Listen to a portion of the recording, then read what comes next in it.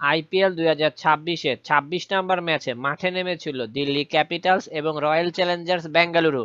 এই ম্যাচে Delhi Capitals toss জয়লাভ করে আগে বোলিং করার সিদ্ধান্ত নেয়। টস হেরে আরসিবি ব্যাটিংয়ে নেমে নির্ধারিত 20 ওভারে 175 রান তুলতে পারে 8 উইকেটে হারিয়ে।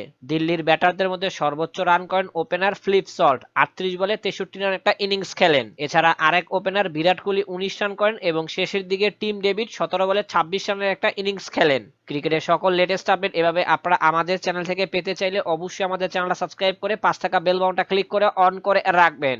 176 টার্গেটে খেলতে নেমে দিল্লি ক্যাপিটালস 19.5 বলের মধ্যে 4 উইকেট হারিয়ে জয়ের বন্দরে পৌঁছে যায়। সেই সুবাদে দিল্লি ক্যাপিটালস এই ম্যাচটা 6 উইকেটে জয়লাভ করে।